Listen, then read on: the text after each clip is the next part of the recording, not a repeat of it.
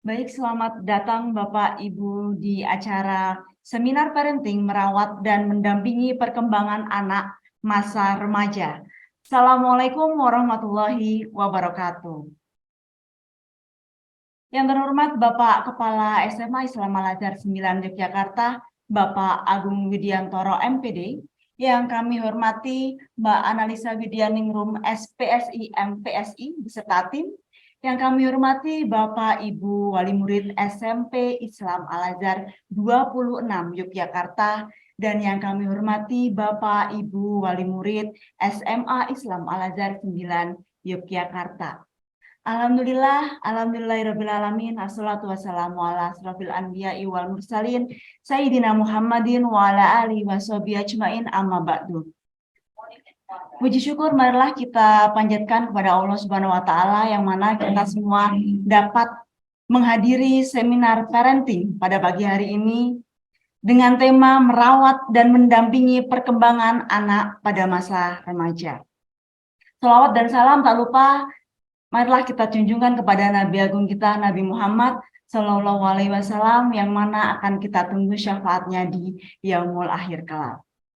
Baiklah Bapak Ibu yang terhormat, perkenankanlah saya Rohana Fitri Aliani selaku pembawa acara pada seminar pagi hari ini untuk membacakan susunan acaranya. Acara yang pertama adalah pembukaan. Acara yang kedua adalah sambutan dari Kepala SMA Islam Al-Azhar 9 Yogyakarta. Acara yang ketiga adalah penayangan video, dan juga acara keempat merupakan seminar, dan yang terakhir adalah penutup. Dan marilah Bapak Ibu sekalian kita buka acara pada pagi hari ini dengan membaca basmalah bersama-sama. Dan selanjutnya adalah sambutan dari Kepala SMA Islam Al-Azhar 9 Yogyakarta kepada Bapak Agung Widiantoro MPD. Kami persilahkan. Gak usah saya pakai Pak Edi. Gak usah. Kelihatan nggak? Baik, terima kasih Miss Ana. Assalamualaikum warahmatullahi wabarakatuh. Innalhamdalillah wassalatu wassalamu ala rasulillah wa ala alihi wa sahbihi wa mawala wala hawla wala quwata illa billah. Rabbi shrah li sadri wa yassir li amri wa hlul 'uqdatam min lisani yafqahu qawli amma ba'd. Yang kami hormati narasumber kita pada kegiatan parenting hari ini, Ibu Analisa Widianingrum MPSI. Yang kami hormati segenap Bapak Ibu orang tua murid dari SMP dan SMA Al-Azhar Yogyakarta, baik pula para orang tua yang berada di luar Al-Azhar Yogyakarta yang berbahagia. Syukur alhamdulillah hari ini kita laksana atas izin Allah kegiatan parenting yang diselenggarakan oleh SMA Islam Al-Azhar 9 Yogyakarta untuk memberikan edukasi, untuk memberikan wawasan kepada kita orang tua yang putra-putrinya saat ini sudah mulai menginjak di usia remaja, baik SMP ataupun SMA. Tentu tak lupa kami ucapkan terima kasih Mbak Analisa. Boleh ya saya panggil Mbak ya? Ibu Analisa yang telah meluangkan waktunya di sela-sela kesibukannya untuk menyempatkan hadir di tengah-tengah kita bersama demi ini ya namanya menjadi sponsor juga ya Bu Analisa ya. Ya Pak Dalam Agung. kegiatan ini ya. Jadi beliau juga keluarga besar dari Al-Azhar Yogyakarta juga, sehingga Ya Allah.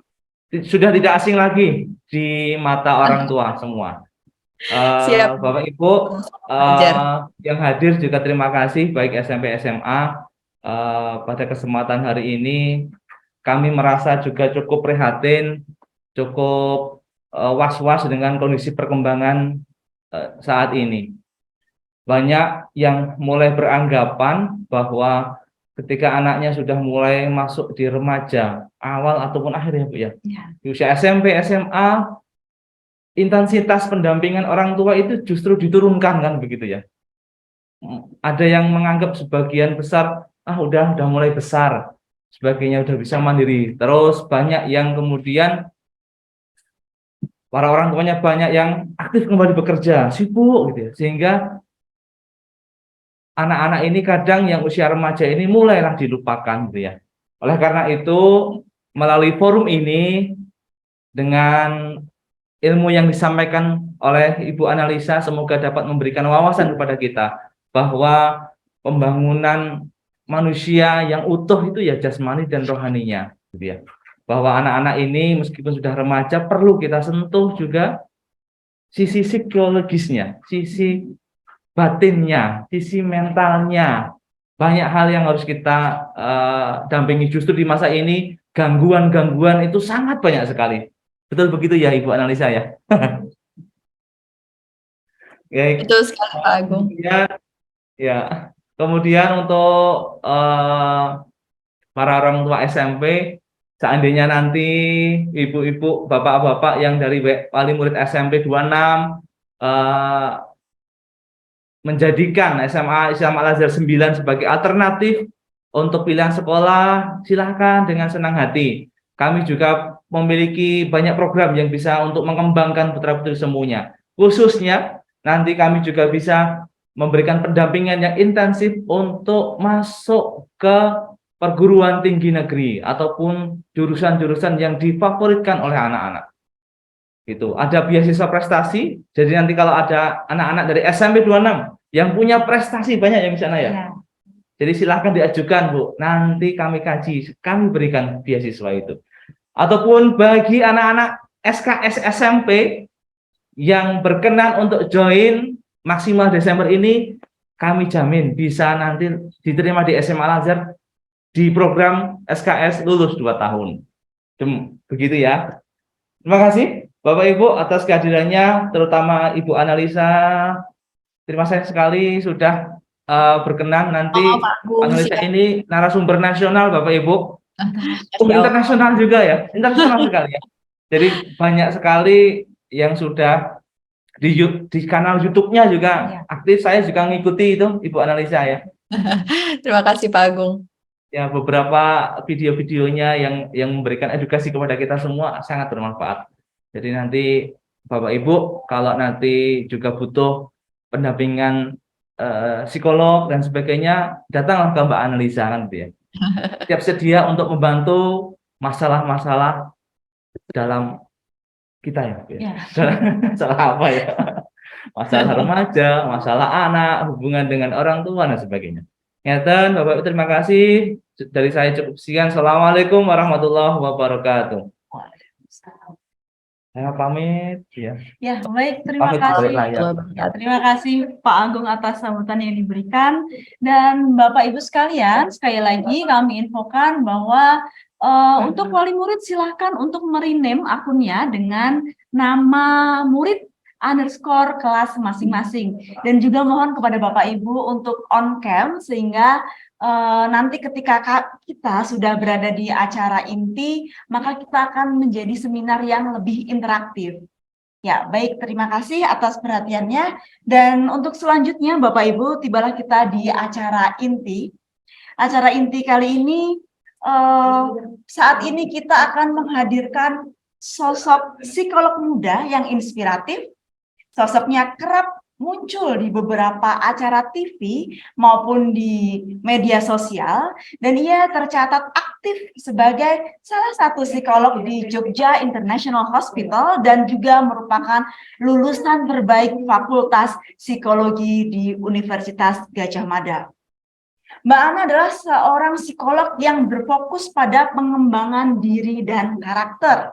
Berkat prestasi dan pengalamannya, beliau sering diminta berbicara di berbagai forum nasional maupun internasional. Dan pengalaman lebih dari 10 tahun berkecimpung di dunia ini membuat beliau berani mendirikan sebuah perusahaan yang bergerak di bidang konsultan psikologi, kesehatan mental, pengembangan diri, dan talenta 7 tahun yang lalu, yaitu APDC Indonesia, Analisa Personality Development Center. Untuk mengenal beliau lebih jauh lagi, mari kita saksikan video berikut ini.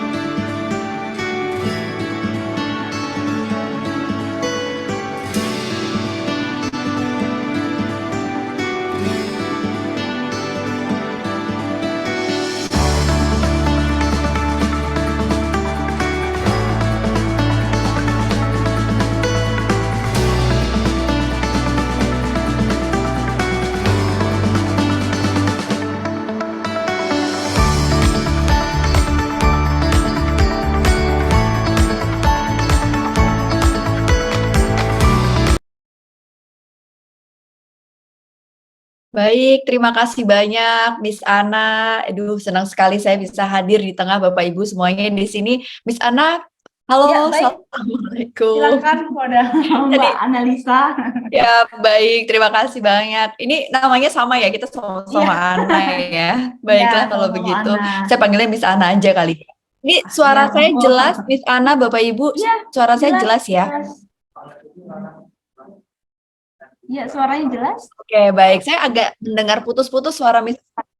Oke, baik. Terima kasih Miss Ana. Kalau Ya. begitu saya langsung mulai aja ya. Bismillahirrahmanirrahim. silakan. Assalamualaikum warahmatullahi wabarakatuh. Bapak Ibu semuanya, salam kenal sebelumnya. Ini saya senang sekali yang terhormat Pak Agung Widiantoro, MPD selaku Kepala Sekolah SMA Al-Azhar. Dan tadi sudah diperkenalkan kalau saya ini salah satu wali murid juga di Al-Azhar, tapi anak saya itu masih SD. Jadi ini menarik ya. Saya diminta bicara di Bapak Ibu yang usianya jauh lebih senior daripada saya nih ya Bapak Ibu ya. Nanti kita sharing bersama, belajar bersama aja. Walaupun demikian saya juga Al-Azhar dan banyak klien saya di Rumah Sakit JIH ini justru banyak usia remaja. Nanti saya akan cerita deh pengalamannya. Waktu beberapa hari lalu saya menangani satu kasus ketika usia remaja di SMP kelas 1 ya Bapak Ibu ya. Jadi baru banget transisi dari usia anak ke remaja, nggak kelihatan gitu simptomnya kalau anak ini stres maupun depresi, tiba-tiba bapaknya bicara di sesi awal, kalau nih anak udah bawa pisau dan mau bunuh diri. Jadi itu yang saya temui se-ekstrim itu gitu. Terus selesai sesi konseling 1 kali, 2 kali, kemudian si bapak kaget. Tiba-tiba anaknya punya pikiran bahwa dia menyesali dan saya temukan orang tua dengan anak gitu di depan saya dan Mbak, anak saya diapain ya? Tiba-tiba jadi berubah pikirannya gitu. Jadi memang menarik, saya belum pernah punya anak remaja, tapi alhamdulillah remaja-remaja ini yang mau bunuh diri, yang sempat, mohon maaf, kecanduan rokok dan narkoba gitu ya, bahkan ya sekarang kalau dilihat kasusnya ekstrim sekali Bapak Ibu. Ini nggak tahu kenapa, mungkin karena saya masih muda gitu ya. Jadi waktu ngobrol sama saya tuh kayak lebih deket gitu. Dan akhirnya menjadi penjembatan saya sama orang tua. Nah, ponakan saya juga dari SMP sama Al-Azhar di sini ya, atau orang tua juga hadir di sini, kakak ipar saya. Jadi sangat dekat sekali juga dengan keluarga Al-Azhar, Masya Allah. Kalau ditanya dari TK, ya saya percayakan ke Al-Azhar deh, nggak usah cari sekolah lain lagi, karena agama menurut saya adalah pondasi pertama kita mendidik anak. Kalau begitu Bapak Ibu, sebelum saya mulai, boleh dihidupin videonya semuanya. Ini saya pengen menyapa Bapak Ibu, ada juga mungkin Bapak Ibu yang sudah pernah bertemu anaknya di TK atau di SD ketemu, nih kakaknya SMP SMA.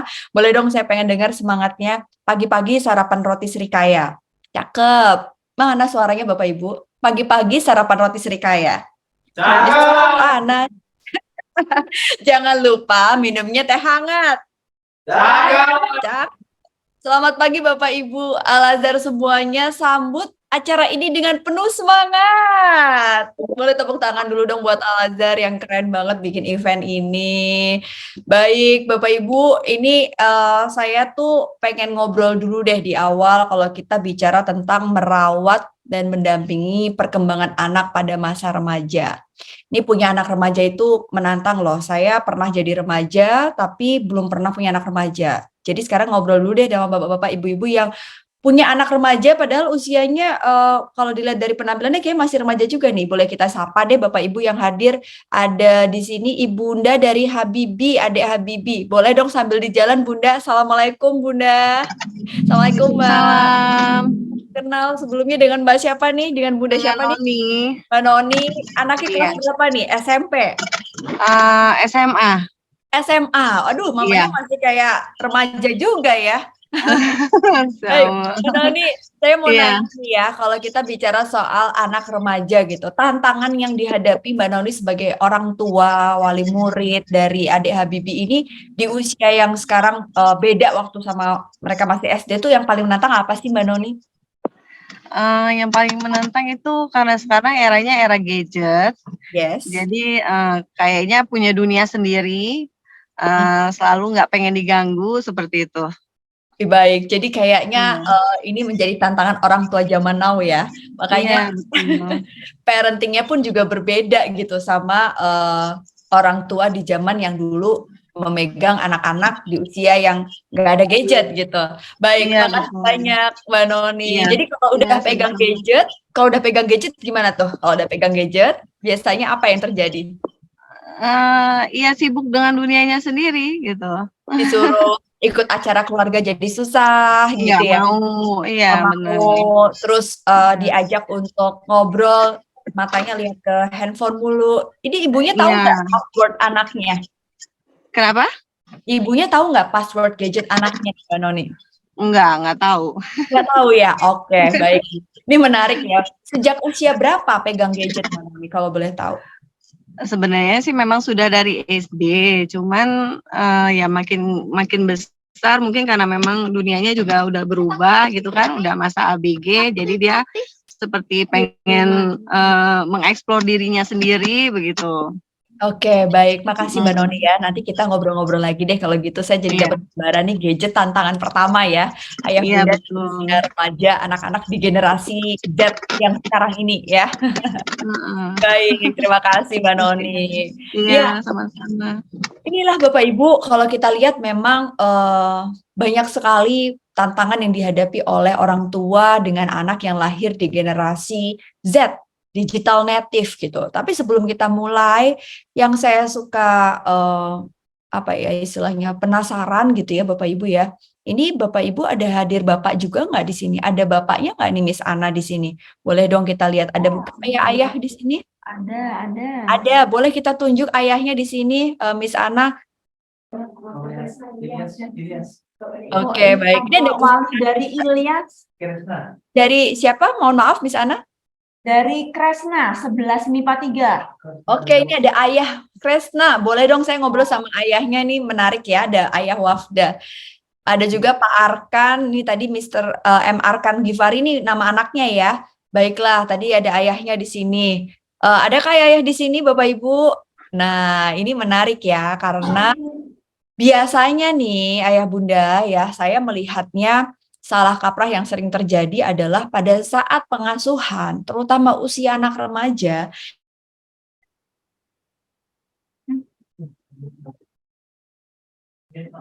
Oke, nah ini nih ayah bunda ya, kalau kita lihat ketika terjadi pengasuhan di usia remaja, nih ayahnya kan sedikit ya. Nih saya suka pengen tahu gitu, penasaran. Ayah-ayah kemana ya? Karena ternyata usia remaja ini justru peran ayah itu sangat besar gitu. Mungkin gak cuma remaja aja, tapi dari kecil.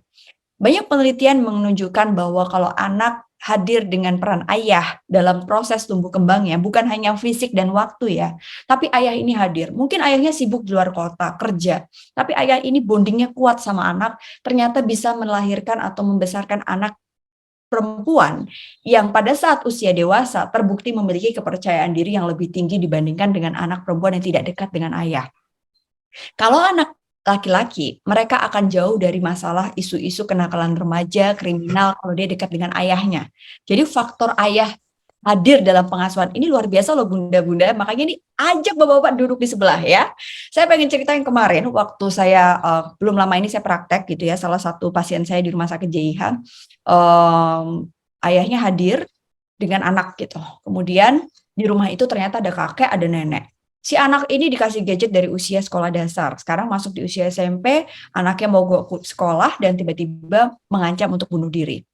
Nah, singkat cerita, ternyata ayahnya ini baru sadar dalam sesi konseling kalau pola yang dia dapatkan dari orang tuanya dulu itu diterapkan kepada pola yang dia lakukan kepada anak. Ada satu statement, ayah ini apa yang adik minta selalu dikasih terus.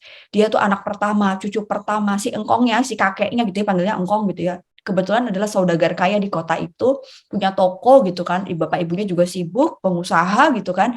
Terus kemudian si anak ini apa-apa diturutin. Nah, terakhir ini mau bunuh diri gara-gara nggak diturutin punya handphone baru. Si ayah udah mau beliin, tapi si ibu nggak mau kasih. Nah, akhirnya apa yang terjadi? Si ayah ini ada satu statement, dulu saya dimanjain orang tua saya baik-baik aja, Mbak. Kenapa sekarang anak saya mau bunuh diri ya? Gitu.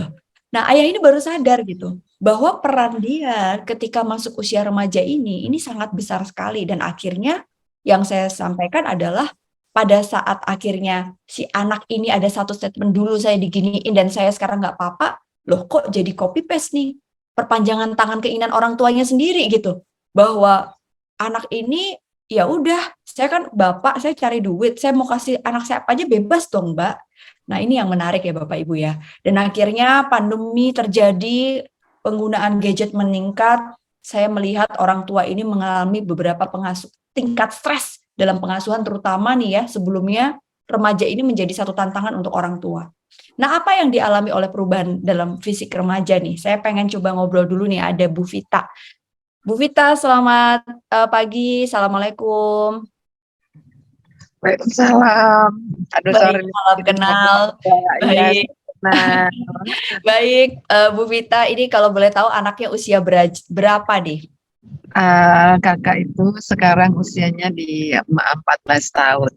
14 tahun. Apa Ya. aja nih Bu Vita yang berubah? Kalau kita bicara soal perubahan remaja, ini ada perubahan emosi gitu. Kayak tadi saya cerita klien saya, waktu usia anak-anak nggak ada masalah gitu ketika keinginannya tidak diberikan oleh orang tuanya. Tapi waktu remaja dia punya pikiran untuk membawa pisau, emosinya lebih nggak stabil gitu ya. Ini yang ekstrim. Tapi apa yang Ibu hadapi untuk anak Ibu sendiri nih Bu Vita? Ya, memang satu secara fisik, kebetulan anak saya kan perempuan ya. Secara fisik kan dia sudah mulai menunjukkan pertumbuhan fisik yang remaja ya. Jadi nah, dari situ dia sudah mulai aware bagaimana dia merawat badannya gitu ya untuk tampil cantik gitu. Sudah mulai ke situ gitu ya. Jadi udah mulai ngulik-ngulik, apalagi sekarang sosmed sesuatu yang terkait personal care apa-apa itu udah dia bisa akses, dia udah mulai ke situ. Kemudian juga mulai juga ada menunjukkan ketertarikan gitu ya dengan lawan jenis. Secara emosionalnya juga mulai gitu ya, ketika mungkin dia juga ada problem dengan temennya gitu tuh ya, sudah mulai menunjukkan stres kayak gitu tuh. Jadi nah, kebetulan anak saya itu juga dia kalau udah stres atau itu pasti dia mengalami sakit kepala gitu ya. Nah, pernah kebetulan saya kan ada di luar kota gitu ya, jadi tidak bisa sehari-hari bersama dia. Dia pergi mengikuti kegiatannya sekolah gitu ya ke luar kota. Nah, ketika dia di sana ternyata ada peristiwa bahwa ya kebetulan yang dia sukain itu lagi deketan sama cewek yang lain, dan dia ini ya istilahnya jadi bad mood, jadi itu ya. Jadi ketika landing balik Jogja, dia telepon saya sambil nangis kan. Nah, saya bingung ada apa gitu. Saya pikir ada sesuatu yang ini banget, ternyata peristiwanya seperti itu gitu. Nah, kemudian ternyata di dalam pesawat ada peristiwa dia di dalam pesawat itu minum obat pereda sakit kepala itu sampai satu strip itu bukan satu ya, tapi satu strip itu kan proses yang itu gitu. Dan itu saya agak terkejut gitu, karena selama ini kan memang tidak pernah ada ini Tanda gitu ya Bu ya. pertanda gitu. Nah, terus kemudian kebetulan besoknya terus saya pulang ke Jogja ya, saya ternyata dia memang selama ini ketika tidak ada kebetulan saya tidak di rumah atau juga kebetulan papanya juga di luar kota, iya sering banget dia mengkonsumsi obat pereda sakit kepala dalam jumlah yang banyak gitu. Nah, itu yang kemudian kami coba konselingkan ke psikolog gitu ya, sehingga kami lebih aware apa yang sedang dialami. Kurang lebih gambarnya kayak gitu. Jadi memang ada perubahan-perubahan yang kadang-kadang terkaget-kaget gitu, karena itu tadi ada dia udah dengan dunia sendiri dan memang sharing dengan orang tua itu jadi agak lebih kritikal ya. Betul. Makasih banyak Bu Vita udah mau cerita. Ini menurut saya cerita yang sangat berharga ya, ayah dan bunda ya, Bapak Ibu semuanya, karena nggak mudah kita menceritakan sisi anak kita yang dalam kondisi yang tadi menantang gitu. Biasanya kan orang tua agak aduh malu nih ketahuan anakku begitu dan lain sebagainya. Padahal mungkin bisa jadi anak kita mengalami hal yang sama, tapi belum tentu dia terbuka sama kita dan belum tentu ibu atau ayahnya terbuka untuk cerita atau apalagi cari bantuan profesional gitu. Saya apresiasi Bu Vita terbuka dan aware soal kesehatan mental, karena memang sekarang ini bedanya begini Bu, Bapak Ibu semuanya. Remaja itu berubah secara emosi. Kita nanti pelajari apa yang terjadi di otaknya, apa yang terjadi dalam tubuhnya, apa yang terjadi dalam lingkungan sosialnya, sehingga tadi ada keinginan untuk mengakhiri hidup ya, itu terjadi di belakangan ini cukup meningkat ketika masa pandemi. Karena sekolah online, Bapak Ibu aja kerja dari rumah pusing nggak? Saya aja pusing, apalagi anak sekolah dari rumah, nggak ketemu teman-teman, di rumah juga mungkin suasana yang membosankan, orang tuanya juga bisa jadi kalau kerja dari rumah jadinya ngomel-ngomel mulu, kalau orang tuanya nggak di rumah juga dia kesepian. Jadi pada saat itu akhirnya siapa teman terdekat mereka? Internet, gadget. Dan dia mendapatkan informasi yang kita mungkin nggak tahu gitu. Ini tantangan juga buat saya, anak saya generasi alfa lahir 2010 ke atas Bapak Ibu. Dua-duanya ini sekarang udah tahu banyak hal tentang dunia yang pada saat saya usia itu nggak tahu. Dan itu nggak bisa dicegah gitu. Nah seperti apa yang kita harus ketahui Bapak Ibu sekalian? Kita pahami apa yang terjadi dalam perubahan mereka. Kita masuk dalam dunianya. Usia remaja ini menurut sebuah literatur gitu ya, ahli tentang perkembangan psikososial manusia Erik Erikson, dia pada saat usia remaja ini sedang mencari identitas. Dia sedang mengembangkan diri dan mencari tujuan hidupnya. Kenapa itu bisa terjadi? Kalau kita kaitin sama ajaran kita sebagai Muslim, akhil balik ya. Kalau tadi teori Barat, ini sekarang teori Muslim, teori Islam. Dalam Islam, ketika anak sudah masuk ke dalam usia akil, ketika manusia masuk ke dalam kematangan mental, itu disertai dengan kematangan fisik. Nah, permasalahannya ini pro kontra juga ya. Kematangan mental itu menurut Islam gitu ya, di saat usia dewasa, ini dewasa awal tuh 20 tahun.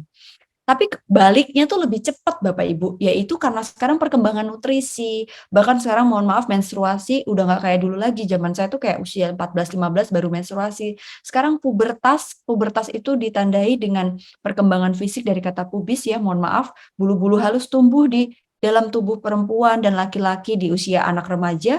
Inilah yang terjadi gitu pada anak-anak sekarang karena nutrisi gitu. Nah, kematangan mentalnya seperti apa? Jadi remaja ini ada di tengah-tengah Bapak Ibu. Belum akil tapi udah balik. Jadi menantang kan di dalam usia transisi dari anak-anak ke dewasa. Tantangan itulah yang akhirnya membuat remaja ini sering disebut sebagai remaja adalah fase peralihan. Di saat fase peralihan kita bagi kategorinya Bapak Ibu. Remaja dini ini ayah bunda Bapak Ibu yang anaknya usia 10-13 tahun, kita sebut sebagai remaja dini. Ini perkembangannya yang terjadi nih ya, dari usia anak-anak yang tadinya mungkin kalau disuruh apa langsung iya bunda, iya ayah, langsung nurut. Di usia ini dia sudah mulai punya pemikiran yang berbeda, nggak langsung iya. Kenapa aku harus mandi sekarang mah? Gitu. Jadi udah mulai ada agak argumentatif gitu ya di usia ini. Nah, pada saat ini sebenarnya transisi yang cukup kritis gitu. Karena di usia ini anak mulai ada yang menstruasi, ada yang mulai mimpi basah, dan ini sesuatu yang kalau kita bilang di sini adalah sesuatu yang mungkin tuh terjadi di usia awal gitu. Kemudian di usia remaja tengah, usia 14-18 tahun, ini adalah usia yang ada di antara remaja dini dan remaja akhir. Jadi pada saat itu 14-18 tahun ini tuh transisi yang cukup menantang. Anak mulai cari kuliah, anak mulai cari SMA, dia punya lingkungan geng sendiri, lingkungan sosial sendiri, dan ketika usia 19-21, anak masuk di dalam usia remaja akhir dan siap masuk ke fase tadi saya kebalik gitu. Jadi sudah akil tapi belum balik. Sudah memiliki kematangan fisik tapi belum kematangan mentalnya gitu. Nah, apa yang terjadi Bapak Ibu semuanya? Kenapa ini terjadi? Kita ngomongin soal otak manusia. Jadi pada saat kematangan secara mental itu dipengaruhi oleh beberapa faktor. Salah satunya di dalam otak. Nah, ini ayah bunda, kalau kita sering ngajak ngobrol anak, ternyata ada satu pusat kendali dia dalam berpikir, yaitu yang saya kasih gambar ini. Ini adalah sistem limbik amigdala. Dia itu kerjanya kayak gerbang tol. Kalau misalnya di dalam limbik amigdala ini muncul sebuah hormon positif yang membuat dia happy, ini dia akan membuka fungsi rasional brain atau otak logika dia untuk berpikir dengan luas. Tapi kalau emosinya negatif, dia akan menutup ayah bunda. Pada saat itu mau anak dijelilin pelajaran apapun, ketika emosinya negatif, yang terjadi apa? nggak akan keserap gitu pelajaran. Jadi kalau pagi-pagi dia dalam kondisi yang moodnya jelek, dia udah ketutup duluan nih gitu. Nah, akhirnya kalau kita bicara soal kematangan fisik gitu ya, dan kematangan mental, ini dipengaruhi oleh satu kelenjar yaitu pituitari, di mana di dalam kelenjar ini terproduksi hormon yang dimana hormon ini tuh bisa memunculkan hormon-hormon untuk reproduksi dia, kematangan fisik. Tapi di dalamnya juga ada hormon cinta dan kasih sayang, Bapak Ibu sekalian. Di mana pada saat ini berkembang dengan baik, yang terjadi adalah kematangan mental anak itu akan muncul secara beriringan. Dan banyak riset yang mengatakan bahwa anak dengan kasih sayang, dengan hormon yang tadi hormon cinta, hormon kasih sayang ini muncul, ini akan meningkatkan rasa percaya diri dan performansi anak dalam akademiknya. Jadi, kalau sekarang nih kita lihat video ini yuk, coba kita refleksikan lagi gitu ya. Jangan-jangan anak saya di usia remaja yang sangat argumentatif, yang dia sudah akil tapi belum balik, ini jangan-jangan ada cara saya yang salah nih dalam berkomunikasi. Coba kita lihat video berikut.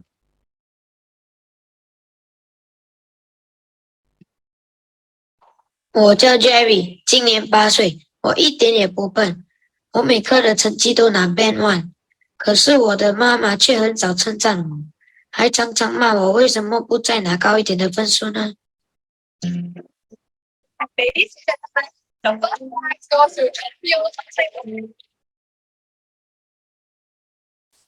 这是我哥哥 Tom。对了，我们就是 Tom and Jerry。哥哥最厉害的就是 blogging，可是你看妈妈的表情，你就知道妈妈并不是很欣赏哥哥的才华。没想到你 blogging 还这么厉害，什么厉害？什么 blogging？节假吃饭照的文章这么厉害，接下来作文就会这么厉害。 Oke. 那个那个规则就对，大人经常以为和我们说很多话就是沟通了，其实他们都是自己讲自己说，而我们通常都是假装在听，然后一边进就另一边出，我们到底有没有听进去？他们不管，只要他们有讲就算了。拜拜，知道吗？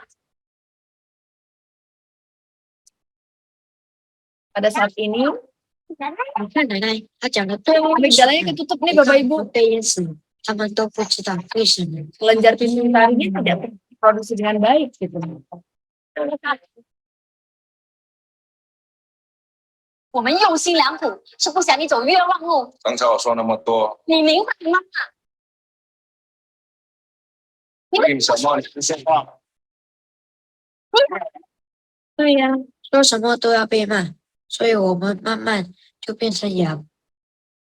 Ini kebetulan banget ya, di rumah nggak dihargai, nah di sekolah juga nggak 就 dihargai. 想做个好孩子， Tapi saya yakin di dalam nggak ada ya. 做功课的他，在狗狗的鼓励下，终于做了一次功课。 凡是没有交我的功课的，请自动出去。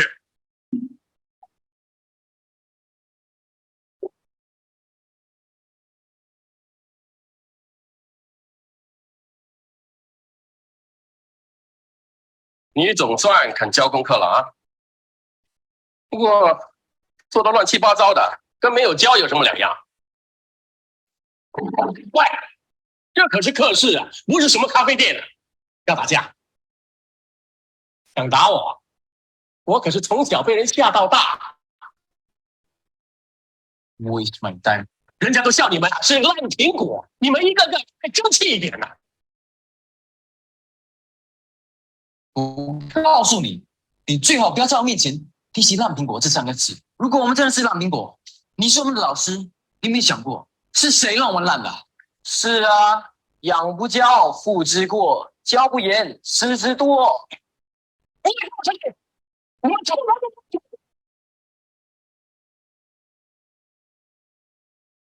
Jadi pada saat dia tidak dihargai di tempat dia bertumbuh di rumah maupun di sekolah, usia remaja ini dia punya kebutuhan untuk mencari identitas, Bapak Ibu, mencari peer yang bisa menerima dia, entah itu virtual ya zaman sekarang 需要你这样的人才， ataupun 要不要加入我们的李导？ lingkungan baru yang dia temui. Itulah kalau saya lihat kenakalan remaja mulai muncul ketika anak-anak ini mencari pengakuan dari orang yang bisa menerima dia. Jadi refleksi ya Bapak Ibu bahwa bagaimana kerjasama antara sekolah, rumah, dan anak itu bisa merawat dan mendampinginya terutama di usia remaja. Oke, sebelum saya lanjutkan nih ya, saya di sini mungkin pengen ngobrol lagi nih sama ayah bunda yang sekarang hadir di sini. Ada M. Arkan, ibunda dari M. Arkan Givari. Selamat pagi Bunda Ibu Anistia ya. Pagi. Baik, Ibu, ini kalau kita lihat sekilas tadi sebenarnya remind aja ya Bu ya, kalau ternyata merawat anak remaja itu nggak mudah gitu, sangat menantang. Kita nggak kasih tahu, takutnya dia nggak tahu, tapi ngasih tahu kasar juga nggak benar, ngasih tahu lembut juga belum tentu nurut gitu ya. Boleh cerita nih Bunda, apa yang Bunda alami nih? Silakan Bu Anistia. Ya, kurang lebih sama ya Mbak. Jadi misalnya kadang kalau kita kasih tahu itu ya diem, ya tapi untuk melaksanakannya tuh agak lama gitu ya. Ya, betul. Jadi harus memproses dulu gitu ya. Ya, jadi sudah ditunggu, saya lihat gitu kan, sebenarnya saya juga nggak mau cerewet, sudah ini, iya Bu ya Bun gitu ya. Tapi saya tunggu kok belum dilaksanakan gitu ya. Akhirnya kan lama-lama kita ngomel ya Mbak ya. Pasti. Kok belum juga, akhirnya ayo cepet Kak, cepet gitu kan. Ya, itu jadi kira-kira gimana itu ya caranya biar anak-anak cepat merespon, apa misalnya kalau ada perintah dari orang tua, apa misalnya dikasih tahu gini-gini itu, karena anak-anak tuh kayaknya jalannya agak-agak slow gitu loh, slow respon gitu. Oke, siap, baik. Makasih Bu Anistia gitu ya. Ini kalau saya boleh tarik ke belakang waktu si kakak atau adik ini usia sekolah dasar gimana Bunda? Karena kalau kita lihat ini perkembangan manusia itu tuh kayak ada tahapannya gitu. Pada saat di usia 6 sampai 11 dia sedang belajar tentang kemandirian, dan di usia yang sekarang ini dia sedang menjaga relasi sosial, kan dia punya lingkungan sendiri gitu ya. Waktu di sekolah dasar ada suatu tantangan tersendiri kah Bunda? Waktu dia di sekolah mungkin ada cerita dia mengalami kesulitan atau punya tantangan dalam hubungan pertemanan, apa yang Ibu hadapi saat itu? Kalau waktu masih di usia sekolah dasar, alhamdulillah tidak ada sih Mbak. Tapi sejak ini peralihan ke SMP ini yang agak-agak lumayan berat itu. Baik, ini waktu SD masih mulus-mulus aja. Ya, baik, makasih banyak Bu Anistia. Jadi apa yang mau saya sampaikan ya Bunda Bapak Ibu, kita kalau fokus kepada usia sekarang, kita harus tilik balik nih di usia sebelumnya ada apa. Karena dalam psikologi itu seperti perkembangan yang saling berkesinambungan. Pada saat usia bayi, kita tidak sadar gitu. Pada saat itu dia sedang mengembangkan perkembangan untuk bisa percaya sama figur lekat. Makanya ada bonding. Ketika ibu menyusui, ketika anak disuapi, ketika anak digendong. Nah, pada saat tidak terjadi bonding yang terjadi, ternyata anak ini akan kesulitan di usia berikutnya gitu. Pada saat anak usia 2 sampai 3, kemudian usia 3 sampai 5, ini akan ada proses. Nah, pada saat usia 12-18, ternyata kalau dia mengalami kegagalan di usia sebelumnya, dia akan mengalami kesulitan untuk bisa menjaga relasi sosial di usia setelah itu gitu. Dan bahkan saya sering melihat usia dewasa awal, kok kesulitan ya membangun hubungan dengan lawan jenis. Ternyata setelah ditilik balik pada saat usia remaja, dia melihat perceraian orang tua, keributan orang tua, ketika ayah melakukan kekerasan pada ibunya, atau ibunya juga sebaliknya gitu ya. Nah, dia mengalami ketakutan nih di usia-usia dewasa awal ini gitu. Jadi menurut saya nih usia-usia remaja ini usia yang paling krusial gitu ya untuk bisa menyiapkan mereka masuk di fase yang lebih baik lagi, yaitu fase ketika dia membangun keluarga dan menemukan karir. Nah, sebelum ngomongin ke sana nih Bapak Ibu, kita lihat dulu nih. Jadi kalau kita memaksakan anak untuk paham apa yang kita inginkan, ternyata tuh kita seperti memaksakan otak. Jadi kalau kita lihat otak itu bertumbuh sampai usia 20 itu warnanya semakin gelap. Artinya semakin banyak belajar, semakin banyak dia mempelajari, memproses sesuatu. Ini yang sebenarnya kita perlu pahami bahwa anak di usia belasan itu memang belum sempurna dalam kematangan emosi dia gitu. Nah, apa saja yang mempengaruhi ini dia nih? Baik, makasih banyak Bu Anistia untuk sharingnya ya. Jadi pada saat ngeles, belum langsung iya mah gitu kan. Ternyata itu memang fasenya nih Bunda. Dia memang punya satu kebutuhan sendiri gitu untuk bisa diterima. Dan apa yang harus kita lakukan sebagai orang tua? Saya langsung aja nih sebelum kita langsung banyakin curhat dan diskusi ya Bapak Ibu ya. Ada satu konsep yaitu VICR. Pertama, penting sekali untuk mengajarkan anak itu memiliki arah dalam keputusan hidupnya. Coba ajak ngobrol. Adik, kakak, besok mau jadi apa? Bahkan saya sering banget menyarankan orang tua dengan anak remaja, ajak dia bermimpi. Kalau dia pengen jadi dokter, ajak dia ketemu sama kerabat Anda yang itu sekarang adalah dokter yang bisa jadi role model dia. Saya pernah waktu itu ditemui oleh seorang kerabat saya gitu, anaknya pengen jadi psikolog, terus kita ngobrol gitu. Gimana sih tante cara jadi psikolog gitu, aku harus ngapain aja. Itu lebih didengerin dibandingin ibunya ngomong, "Nak, kamu tuh kalau mau jadi psikolog, kamu harus sekolah yang benar sekarang. Nanti kamu bisa masuk psikologi kalau kamu pengen masuk UGM begini." Itu nggak akan mempan Bapak Ibu. Karena apa? Salah satu ciri paling mendasar pada saat usia remaja adalah dia anak ini tuh punya satu rasionalisasi yang lebih mendengarkan orang lain gitu dibandingkan orang tuanya sendiri. Jadi ibaratnya kalau kita masuknya bukan sebagai teman, nggak smooth, kita nggak tahu banget apa yang dia pengenin, anak akan mencari orang yang bisa mendengarkan dia dan dia dengerin gitu dengan keinginan dia.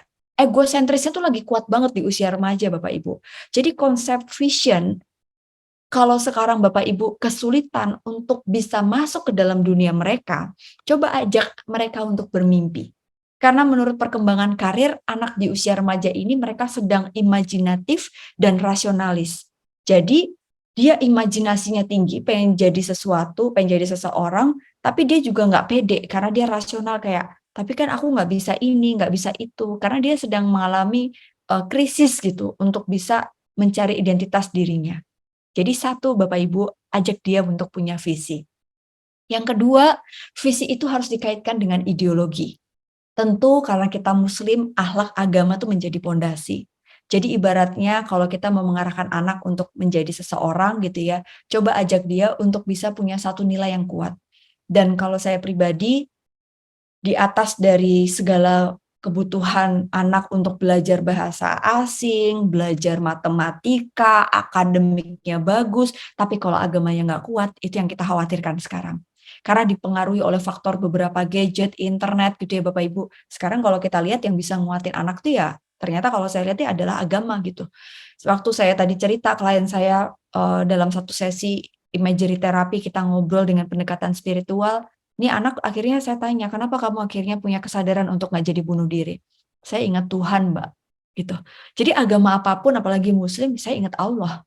Dan pada saat itu kuat sejak kecil, Bapak Ibu. Nilai-nilai ini kuat dan Anda memilih sekolah Al-Azhar gitu ya. Kita iringi juga bagaimana behavior di rumah. Bagaimana ayah bunda bisa menjadi role model untuk ideologi tentang agama ini di rumah. Jadi kalau anak udah tahu dia mau jadi apa, tanamkan nilai yang kuat, yaitu agama dan akhlak, baru kita kasih dia pembelajaran. Nah ini, ketika anak nggak mau, Bapak Ibu, dia harus belajar konsekuensi. Oke, kalau kakak nggak mau ngelakuin sekarang, ya konsekuensinya kakak nanti nggak bisa dapat nilai bagus. Konsekuensinya, nah itu adalah sesuatu yang mungkin kita harus berikan dia sebagai gambaran gitu, dalam setiap pilihan dia. Dan kebanyakan nih ya saya juga orang tua, kadang-kadang kita nggak pengen anak kita kejentor sama konsekuensi yang membuat dia tuh akhirnya salah gitu kan. Tapi alih-alih kita pengen menjaga dia, yang ada kita menerapkan pola asuh yang permisif Bapak Ibu. Kita demanding, tapi kita nggak supporting, atau kita supporting tapi kita nggak demanding. Apa sih artinya? Orang tua kadang-kadang memberikan perintah gitu ya. Kita memberikan arahan. Pengennya begini, tapi kita nggak memberikan support. Kasih sayang, waktu, ngobrol, intimasi gitu. Sampai akhirnya anak ini merasa seperti hanya dituntut. Otoriter banget nih Bapak Ibu saya. Itu yang akan ada dalam pikiran dia.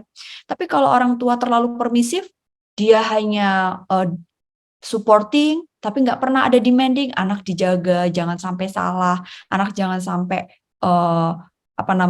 nilainya jelek, tapi akhirnya orang tua yang ngerjain PR, itu banyak banget gitu yang saya lihat gitu ya. Anak jadi nggak belajar konsekuensi dan dia nggak belajar tentang tanggung jawab.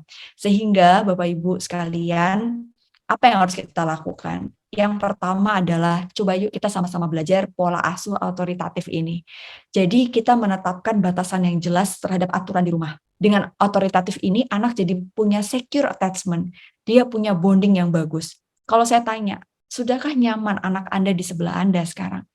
Sejak kecil, apakah dengan waktu yang sedikit, karena saya juga orang tua bekerja ya Bapak Ibu ya, kita pasti rasa bersalah kita besar sekali untuk meninggalkan anak ketika kita harus kerja di luar rumah.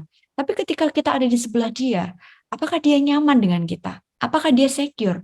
Nah, secure ini bukan berarti semua yang dipinginin anak kita kasih. Tapi kalau kita lihat lagi, ada 4 pola asuh yang bisa kita lihat nih Bapak Ibu.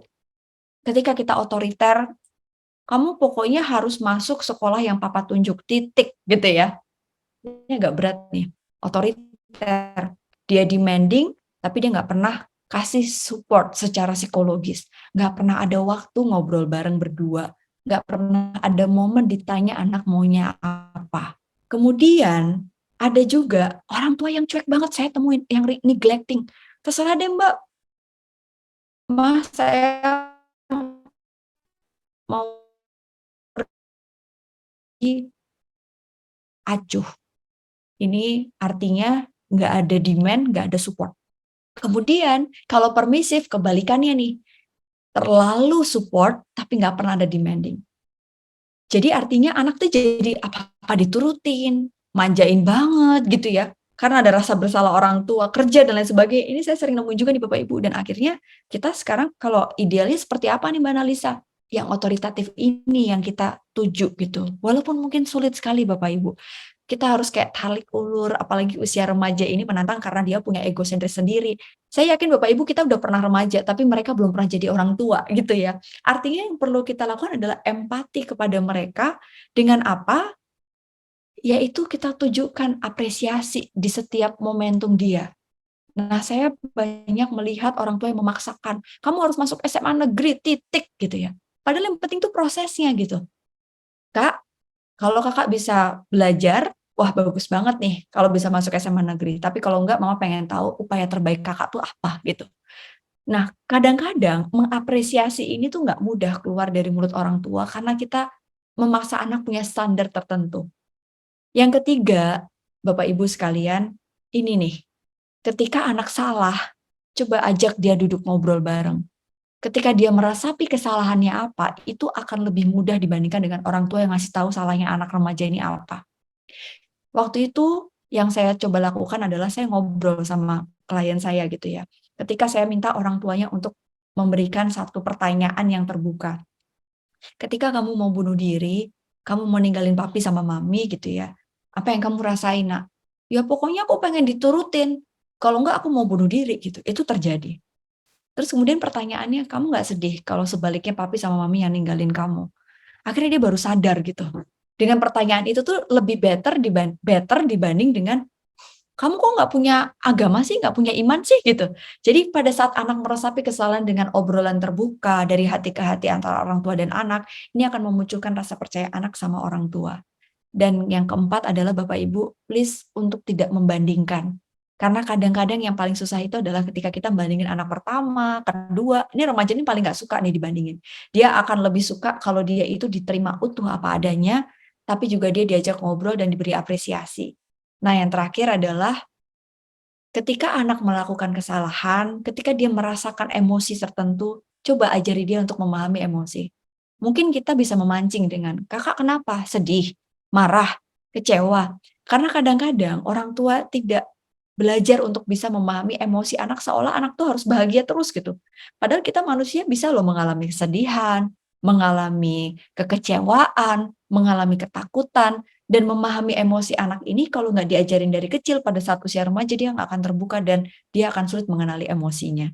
Sehingga Bapak Ibu, kita penting sekali untuk melihat apakah sekolah yang kita pilih ini tepat untuk mereka. Ajak mereka, ini kan Bapak Ibu mungkin anaknya masuk SMP, mau masuk SMA gitu ya. Biasanya anak-anak ini udah punya pikiran, aku mau sekolah sama ini aja karena temanku di situ. Itu muncul di anak-anak remaja. Dan pada saat memilih sekolah untuk anak ini menurut saya tuh menjadi tantangan tersendiri gitu. Proses sekolah akan berhasil, pendidikan di sekolah akan berhasil kalau orang tua tuh udah punya visi dulu. Sekarang tentukan nih Bapak Ibu visinya apa? mendidik anak yang soleh-soleha berarti agama dong yang menjadi tiang utamanya. Oke, kalau akademik atau bahasa asing itu akan menjadi visi-visi orang tua yang untuk memilih sekolah seperti apa. Ada klien saya anaknya pengennya bahasa Inggrisnya bagus, tapi kaget begitu anaknya nggak sholat. Nah, yang dipilih hanya sekolah yang bahasa Inggrisnya bagus tanpa ada agama gitu. Oke, udah pilih sekolah agama, visi orang tua memilih sekolah agama, tepat sama visi sekolah. Tapi ketika di rumah nggak ada nih pembelajaran yang membuat anak itu memahami bahwa agama adalah tiang agama yang harus ditegakkan. Nggak pernah ada patrol model orang tua sholat berjamaah, anak hanya ditekan, tidak ada afeksi. Sehingga kalau kita lihat ketika nih Bapak Ibu memilih nih ya, kalau saya dengarkan nih Bapak Ibu kebanyakan mau masuk anak SMA gitu ya. Coba ajak anak ngobrol, apa yang dia mau. Cari sekolah yang sesuai dengan visi orang tua dan visi sekolah itu apa dipahami betul. Sehingga irisan ini akan membuat proses pembelajaran di usia remaja di SMA ini akan menjadi lebih baik. Nah, tentu nih Bapak Ibu ya, kalau saya lihat saya bilang gitu ke pasangan saya gitu ya, kalau memang anak saya bisa masuk sekolah SMA negeri, alhamdulillah gitu. Negeri yang bagus. Tapi kalau enggak, kayaknya udah deh Al-Azhar aja, karena udah jelas agamanya, lingkungannya juga terpadu, mereka juga mengeksplorasi minat bakat anak kita gitu ya. Jadi yang mau saya sampaikan di penutup ini sebelum kita ngobrol dan tanya jawab nih Bapak Ibu, coba untuk refleksikan lagi koneksi Anda sama mereka. Boleh kita recheck, apakah anak sudah merasa dicintai? Apakah anak merasa diawasi atau diperhatikan? Karena ketika dia diawasi dan tidak diperhatikan, dia seperti dituntut gitu. Dan apakah anak diberi ruang? Apakah Anda sudah menjadi teladan? Dan apakah Anda mampu mendukung proses tumbuh kembang mereka dan menjadi teman untuk mereka? Memang tidak mudah mendampingi remaja, tapi dengan memilih lingkungan yang tepat, ini adalah fase yang krusial. Ketika kita salah pilih sekolah, salah pilih lingkungan teman sebaya untuk anak kita, salah pilih pergaulan untuk mereka, ini akan menjadi penghambat Bapak Ibu untuk bisa mendidik mereka sebagai anak yang bertumbuh dan berkembang. Nah, sebelum saya tutup, Bapak Ibu, mendidik anak remaja, kita perlu melatih diri kita dengan growth mindset juga. Saya setuju banget dengan satu pendekatan yang dilakukan oleh seorang psikolog dari Amerika meneliti secara longitudinal. Selama ini kita terfokus pada intelektual anak. Anak harus pintar akademik, anak harus ini, anak harus itu. Ketika saya balik gitu ya, flashback waktu saya usia remaja, yang dilakukan oleh orang tua saya adalah mereka tidak memaksa. Saya keterima di SMP Negeri 5. Pada saat itu di SMP 5, wah rasanya tuh udah paling pintar sendiri gitu ya. Terus pada saat itu yang saya pengenin adalah ternyata saya tuh nggak pengen belajar gitu. Saya pengen mengeksplor diri saya dengan kegiatan-kegiatan yang membuat saya tuh tahu saya tuh pengen jadi apa. Jadi dari dulu udah tahu banget nih, saya pengen jadi psikolog, saya pengen jadi ini, saya pengen jadi itu.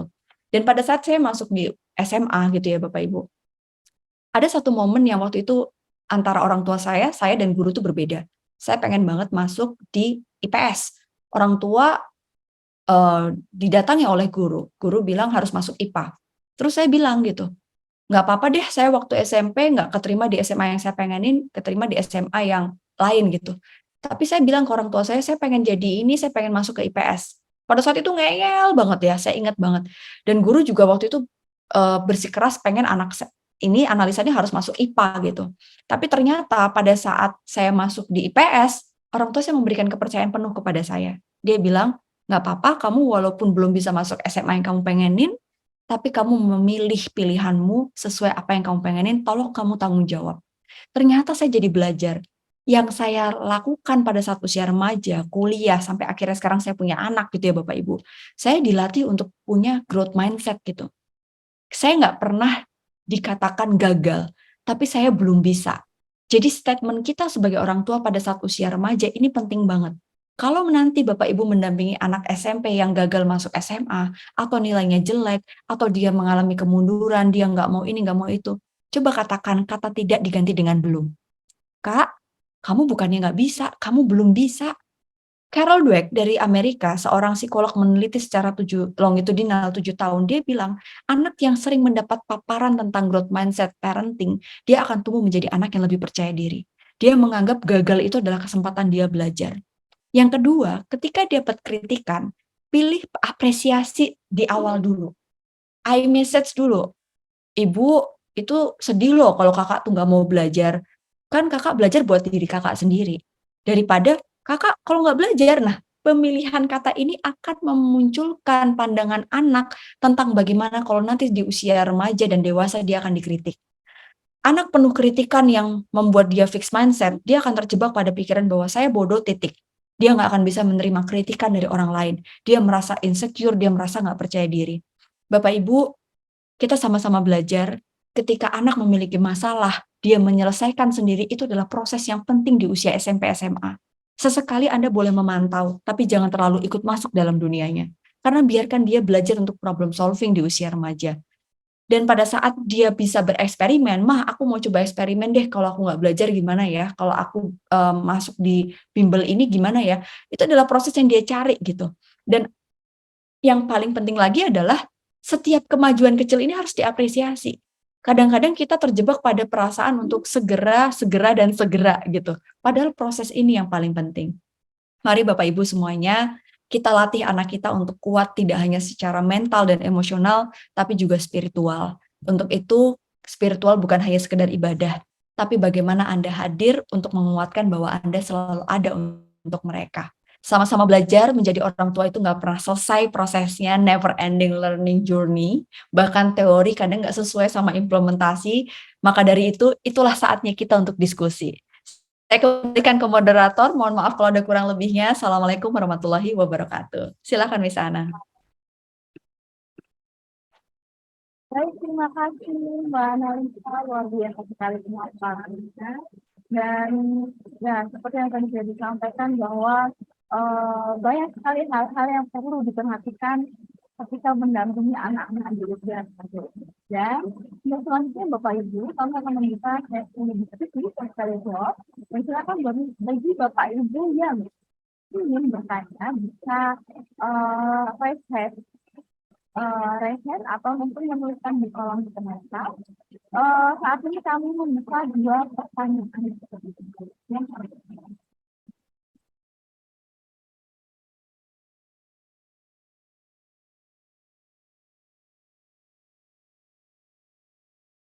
Silakan nih Bapak Ibu sekalian, boleh resen, boleh juga tulis di kolom chat gitu ya. Atau mungkin ada yang mau curhat, konseling, boleh banget ya Miss Ana ya. Miss Ana suaranya agak putus-putus tadi, saya agak kurang jelas nih. Baik, mungkin Bu Wiwi ada yang mau disampaikan dulu nih Bu Wiwi. Silakan Bu Wiwi.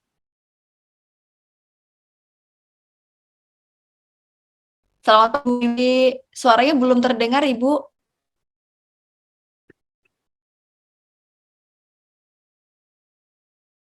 Boleh di dulu? Ya. Silakan Bu Wiwi, mungkin bisa memberikan tanggapan atau mungkin mau cerita pengalaman atau mungkin mau bertanya, silakan Bu Wiwi. Assalamualaikum warahmatullahi wabarakatuh. Waalaikumsalam warahmatullahi wabarakatuh. Terima kasih pemaparannya, sangat berarti sekali, sangat membantu saya sebagai orang tua anak remaja, anak perempuan Masya Allah satu-satunya. Ibu, jadi ini ya Bu, remaja usia berapa Bu putrinya kalau saya boleh tahu? Umur 18 tahun. Wow, tantangannya pasti banyak ya Bu usia ini ya Bu? Betul. Oke, mungkin Ibu ada yang mau ditanyakan Ibu?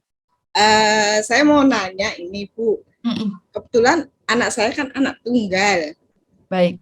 Nah, dan untuk cara mendidik dan membimbing itu, saya dengan suami itu kadang-kadang ada sedikit gesekan ya. Kalau ayahnya itu kan mungkin seorang bapak kan pinginnya anaknya itu jangan sampai diomelin, jangan sampai dimarahin, jangan sampai Tapi kalau seorang ibu kan kadang-kadang kan karena sering berkomunikasi ya dengan anak, sering berkontak langsung dengan anak kan kadang-kadang namanya anak remaja usia kan sok gimana ya dibilang itu bandel. Tapi saya menyadari karena saya juga pernah remaja ya, mungkin usia-usia masa mencari jati diri ya Bu ya. Betul banget Bu. Yang saya tanyakan, sebaiknya apa yang saya lakukan di saat anak saya itu sering ngambek. Karena kalau saya diamkan, dia itu kalau ngambeknya itu tahan lama gitu. Tapi kalau saya yang untuk memulai dulu untuk membuat dia biar nggak ngambek itu biasa terus diulang lagi gitu. Itu yang masalah yang buat saya itu harus gimana ini biar anak saya bisa lebih baik gitu Bu. Cuma itu. Terima kasih. Terima kasih Bu Wiwi, ini menarik ya. Mungkin kalau saya ada di posisi ibu, saya juga kesulitan karena anak satu, cewek, terus gak ada yang lain gitu ya, dan pasti ini deket banget sama orang tuanya. Tapi begini Bu, ini kan polanya udah terbentuk 18 tahun ya, antara ayah dan ibu ada konsep yang berbeda. Ini juga selalu sering terjadi. Tapi pertama, inconsistent parenting itu bisa memunculkan kebingungan pola asuh pada anak yang membuat anak tuh jadi nggak terbentuk pola kemandiriannya Bu. Maka yang perlu dilakukan adalah ayah dan bunda harus ngobrol dulu, gitu.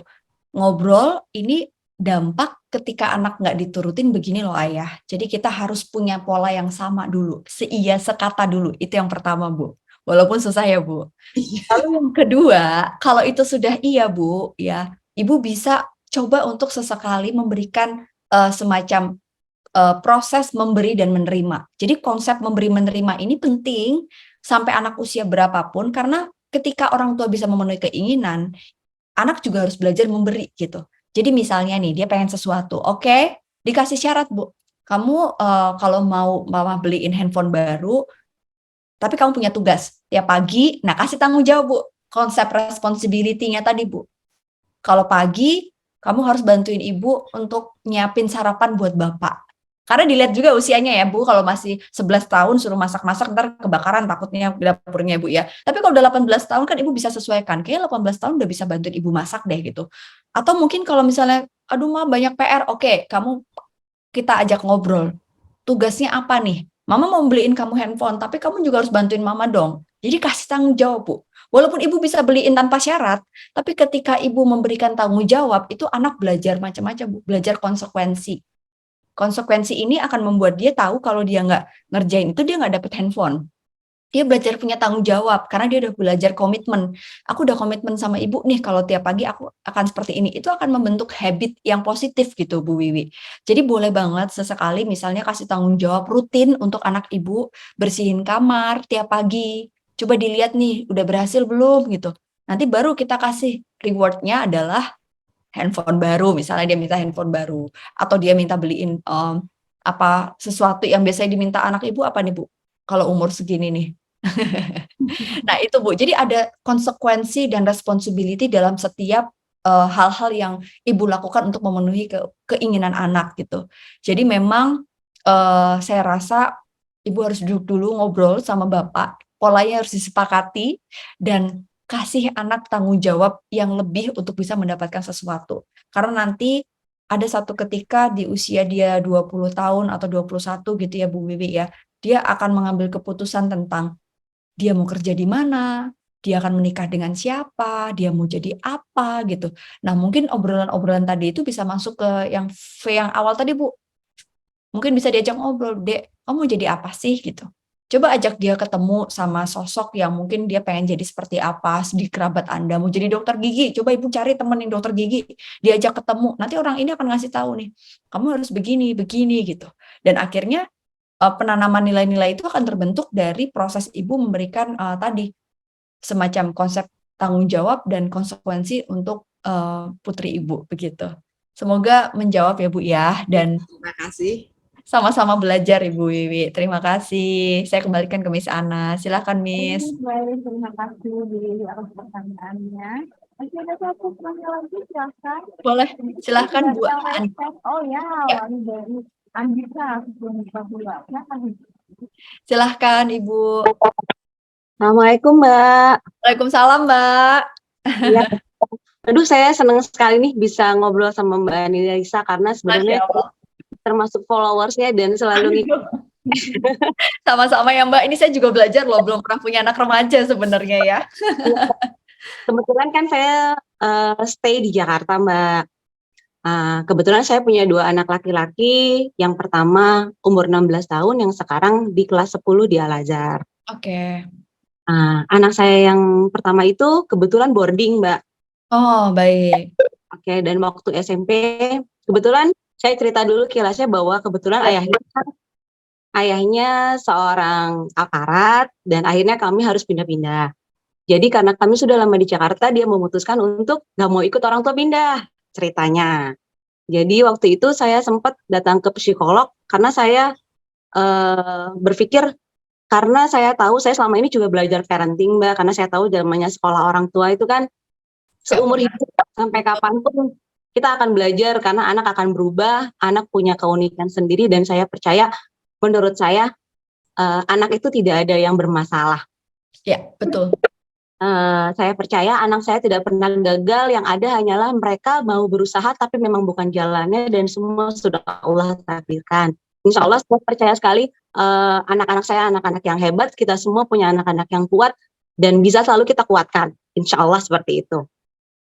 Jadi waktu itu saya memutuskan untuk ke psikolog karena saya berpikir di usia ini apakah saya harus menyekolahkan anak saya dan melepas ketika dia, saya rasa masih butuh dekapan saya, masih butuh kasih sayang saya.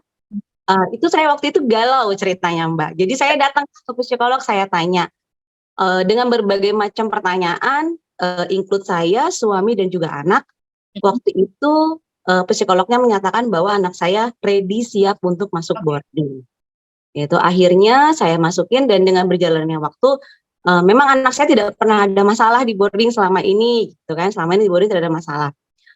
Perkembangan anak pun saya ikuti dengan progresnya, cuman yang memang sekali lagi dia tidak di pandangan mata saya.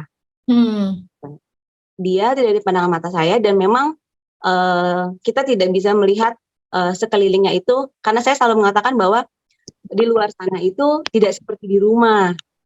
Jadi apapun yang kamu hadapi di luar, selama insya Allah saya sudah memasukkan dia saat ini di sekolah yang sudah tepat. Jadi insya Allah agamanya sudah ada dan saya yakin panutannya ada di agamanya yang sudah kuat insya Allah gitu kan, Mbak. Ya, jadi nah yang terjadi masalah saya yang kedua adalah ketika saya punya model seorang anak laki-laki yang sudah besar ini masuk ke dalam boarding, otomatis akan sangat mudah untuk si Ade mengikuti jejak kakaknya. Adiknya pengen juga ya? Nah itu bermasalahannya, Mbak, adanya ini, tapi saya melihat karena saya orang tuanya, saya melihat karakter si anak ini berbeda. Maksudnya anak ini dia jauh lebih mandiri, jauh lebih siap. Memang pada saat itu meskipun saya masih galau, tapi saya ada keyakinan bahwa ini anak akan siap untuk saya tempatkan di luar rumah gitu ya, Mbak. Betul. Ketika si anak yang kecil ini dia juga, karena dia kemarin sudah pernah ikut saya pindah ke Sumber dan dia dengan adaptasinya itu dia bilang dia capek lagi, dia harus pindah-pindah sekolah gitu. Jadi gimana kalau misalnya dia masuk boarding lagi, sementara menurut saya sih meskipun keinginannya sendiri ya, Mbak, tapi kok kayaknya dia masih anak bungsu dan saya masih belum yakin. Nah, itu dengan kayak gitu bagaimana ya, Mbak, cara saya untuk memantapkan hati, terus cara saya untuk meyakinkan kepada si anak pun untuk nanti ke depan seandainya dia akan masuk boarding, dia tahu apa yang harus menjadi konsekuensinya, apa yang harus dia pertanggungjawabkan nantilah gitu, Mbak. Intinya seperti itu. Baik, makasih Bunda. Mbak siapa namanya, Ibu? Anti, Mbak. Mbak Anti. Mbak Anti, makasih banyak sharingnya ya. Ini menarik ya. Di saat orang tua itu kalau datang ke psikolog, pengen banget anaknya untuk punya keinginan untuk boarding school. Tapi ini Mbak Anti malah justru kayak ketakutan nih, anakku siap nggak ya? Padahal anaknya sendiri minta gitu ya. Jadi apa yang bisa kita lakukan? Pertama, justru jawaban yang paling jujur adalah nanti perlu bertanya ke diri Anda. Ini sebenarnya kebutuhan kita atau anak untuk tidak ke boarding school? Itu dulu. Jangan-jangan ada kebutuhan kita untuk anak bungsu ini ikut kita. Tapi kita nggak sadar gitu Mbak Anti, ya. Tapi kita nggak sadar. Saya sering melihat juga gini, karena cerita ini pola yang pernah saya dengar juga. Anak pertamanya oke gitu ya, dibawa ke boarding school. Yang kedua, tadi dengan ibu juga melihat saya nggak siap, tapi bisa jadi ketidaksiapan anak kedua ini dipengaruhi oleh pola asuh yang ibu bapak lakukan karena dia anak bungsu gitu kan. Nemenin ayah bundanya aja deh, masa nanti ayah bundanya berdua doang gitu ya. Itu yang harus dijawab jujur dulu nih Mbak Anti. Mohon maaf ya. Bener nggak sih? Oh iya, benar sih Mbak. Maksudnya kadang-kadang karena kita ngerasa anak cuman ada 2 nih, terus masa dua-duanya harus ninggalin rumah gitu kan. Ada rasa seperti itu. Cuman memang kembali lagi sih, saya juga itu saya bilang kalau memang itu kebutuhan si anak, selama ini sih memang si anak yang meminta. Dan sampai detik saya tes dan lain pun semua selalu saya minta dia untuk memilih. Jadi saya tidak pernah memilih sekolah, saya hanya memilihkan menurut saya kategorinya seperti ini, dia yang memilih dia mau sekolah di mana saja. Gitu. Jadi pasti kita punya kategori ya Mbak untuk sekolah sebagainya. Jadi untuk beberapa kategori saya minta dia untuk mendaftar di beberapa kategori karena dia harus melihat sendiri, dia harus meyakinkan dirinya sendiri dan kesiapannya ketika mau masuk sekolah tersebut gitu. Nah itu memang ada sih Mbak rasa seperti itu namanya seorang orang itu memang pasti ada gitu. Nah berarti mungkin harus kembali lagi ke diri kita ya Mbak. Betul banget Mbak Anti ketemu jawabannya gitu. Tapi bukan berarti mengabaikan prosesnya. Prosesnya tetap sama yang Mbak Anti lakukan untuk anak pertama, yaitu ajak diskusi dia sejak awal. Ajak dia memilih boarding school yang dia sepakati gitu untuk dia masuk itu di sebelah mana. Terus kemudian setelah ajak diskusi perlu untuk survei langsung nih. Gitu. Jadi biar anak itu benar-benar ini loh Dek, seperti ini. Yakin adik kan selama ini ikut papa sama mama, ini sekarang sekolahnya kayak gini. Kalau dia masih kekeh gitu ya, aku mau mah gitu. Ya udah kita coba gitu. Tapi jangan pernah lupa, misalnya nih Bu Anti mau masukin anaknya tahun depan. Masih ada 7 bulan lagi gitu. Selama 7 bulan ini perlu kita latih keterampilan dia nanti apa. Yang selama ini nggak ada. Misalnya, dia namanya Zulkifli. Maaf ada yang bocor ya. Nah, ini misalnya nih, adik kan mau masuk ke boarding school. Coba nih yang biasanya adik belum pernah masak sendiri atau bersihin kamar. Coba nih mau pengen lihat selama 7 bulan nanti adik bisa nggak keterampilan yang adik harus punya ketika masuk di boarding school. Jadi itu dilatih gitu, ngerapiin kamar, nyiapin pakaian. Nah, kan tadi yang Bu Anti khawatirkan anak ini kayaknya belum siap. Nah, itu disiapkan. Terus nanti kasih gambaran yang adek ini gitu ya ke anak. Kalau nanti mama lihat kayaknya adek belum bisa ya kita pikir lagi loh Dek, karena jangan sampai boarding school ya gitu. Jadi dia belajar responsibility, dia belajar konsekuensi. Tapi kalau kita halangi karena keinginan kita pribadi supaya anak ini sama kita, anak jadi sulit loh nanti punya visi dalam hidup. Dia jadi nggak tahu ideologi dia tuh apa. Kan pasti tentu penanaman agama di keluarga ibu sangat kuat. Nyatanya anak ini mau sekolah boarding school dan memilih agama. Jadi khawatirnya ketika nanti ibu mematahkan mimpi dia untuk di boarding school karena look up to kakaknya, nanti dia jadi akan kesulitan untuk punya ideologi dalam hidupnya, dia jadi kesulitan untuk punya visi. Karena ini krusial, usia remaja ini akan mempengaruhi dia di dewasa awal nanti. Jadi mungkin bisa jadi dengan pola yang sama, dengan tujuan yang sama tapi pola caranya beda gitu. Saya memahami kekhawatiran Bu Anti di mana anak kedua, ibu yang paling tahu anak ibu deh gitu ya, yang paling tahu kan ibunya sendiri gitu nih anak siap atau enggak. Tapi ketika kita hanya patahkan keinginan dia tanpa dialog, tanpa proses, tanpa pembelajaran keterampilan untuk anak, nah ini saya khawatir nanti akan menjadi problem di usia berikutnya gitu. Jadi tadi Bu diajak tetap diskusi, survei dulu sekolahnya, kemudian latih keterampilan yang dibutuhkan dan bikin kesepakatan sampai dia berangkat itu apa aja yang harus dia lakukan. Nah nanti di awal-awal ibu harus keep kontak nih, karena kan beda sama kakaknya. Tapi jangan terlalu sering ya Bu ya, ntar juga anaknya ngerasa keganggu nih mama ngapain sih gitu ya. Jadi kayaknya mungkin ada treatment yang berbeda antara anak pertama sama kedua, walaupun mungkin dalam prosesnya tujuannya sama, ibu pengen dia belajar beradaptasi di lingkungan baru dan kasih kesempatan dia buat nyelesain masalahnya dia sendiri atas keputusan dia sendiri. Kalau dia nanti ternyata dia nggak bisa gitu ya, kan selama ini kita helikopter parent. Aku tuh pengennya anakku tuh gini karena aku tahu banget dia tuh anaknya begini gitu. Tapi kita coba lihat helikopter view dari anak. Apa yang dia mau, apa yang dia butuhkan. Kita melihatnya mungkin bisa mendampingi dia. Itu kayaknya karakteristik remaja yang berbeda dengan usia anak sebelumnya gitu. Begitu Bu Anti, semoga menjawab ya, dan ini sama-sama belajar untuk orang tua yang ada di sini termasuk saya. Terima kasih. Terima kasih ya Mbak. Sama-sama. Baik, silahkan Miss Ana, seru banget ya. Ini kalau nggak salah di Al-Azhar boarding school-nya juga rame ya Miss ya. Maaf, ini masih termute suaranya Miss. Iya. Ya, ya betul sekali Mbak Analisa. Memang bagian besar anak-anak kami itu di boarding. Jadi memang nggak ada yang karena berasal dari luar negara, memang mereka kebanyakan di boarding. Ya memang bukan hanya semata-mata karena dari luar Jogja, tapi memang karena mereka ingin membangun kebiasaan-kebiasaan agama yang juga kan sebelumnya juga sudah diterapkan orang tuanya.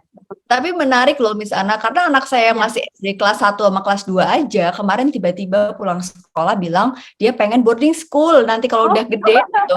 Terus saya sama suami kayak orang tuanya malah nggak siap ya gitu, jujur ya, karena memang boarding school ini kan pilihan masing-masing. Tapi saya mencoba untuk menunjukkan ekspresi yang oke, lihat aja nanti dulu, let's see gitu. Menarik ya. Jadi saya bisa membayangkan perasaan Bu Anti sebenarnya. Ini kebutuhan anak atau orang tua sih? Helikopter orang tua atau helikopter anak ya Bu ya? Kadang kita dibentuk oleh seperti itu. Baik. Bu. Ya, sangat menarik sekali diskusi pada pagi hari ini ya Mbak Analisa ya. Dan terima kasih juga kepada Ibu Lili dan juga Ibu Anti yang sudah bertanya, dan ketika kita membahas tentang masalah remaja, tentang bagaimana sih kita ini membersamai anak-anak kita supaya bisa melakukannya sesuai dengan apa yang mereka harapkan, itu banyak sekali yang bisa dibahas. Tapi sayang sekali meskipun banyak sekali pertanyaan yang mungkin ingin disampaikan, pada kesempatan kali ini kita terbatas waktunya, begitu ya Mbak Analisa ya. Iya, betul sekali Miss Ana.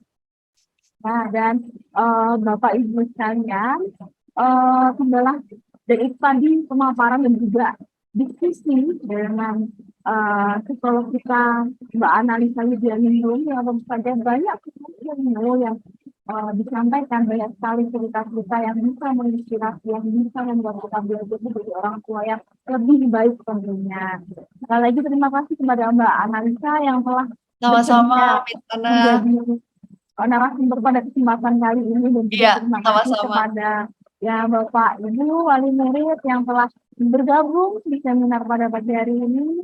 Dan tibalah kita Bapak Ibu sekalian di acara akhir, yaitu acara penutup, dan marilah kita akhiri dengan membaca hamdalah bersama-sama. Amin. Saya selaku ketua pada kesempatan pagi hari ini mohon maaf jika kiranya ada kurang, ada salah yang membuat Bapak Ibu sekalian tidak berkenan. Sekali lagi saya ucapkan terima kasih telah bergabung dengan kami di acara seminar parenting, merawat dan mendampingi perkembangan anak pada masa remaja. Sekian dari kami, terima kasih atas perhatiannya. Wassalamualaikum warahmatullahi wabarakatuh. Waalaikumsalam warahmatullahi wabarakatuh. Terima kasih Bapak Ibu semuanya. Sehat-sehat, saya pamit dulu. Terima kasih Mbak Analisa. Terima kasih juga Bapak Ibu, terima kasih.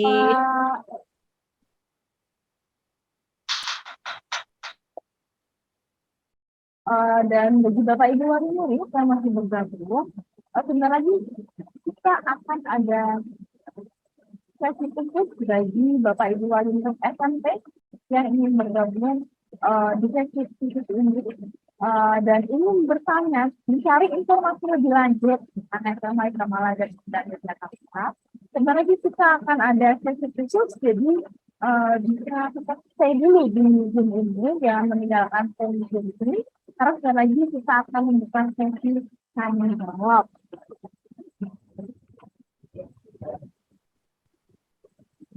Baik, terima kasih Bapak Ibu atas partisipasinya yang telah meluangkan waktunya untuk bergabung di seminar.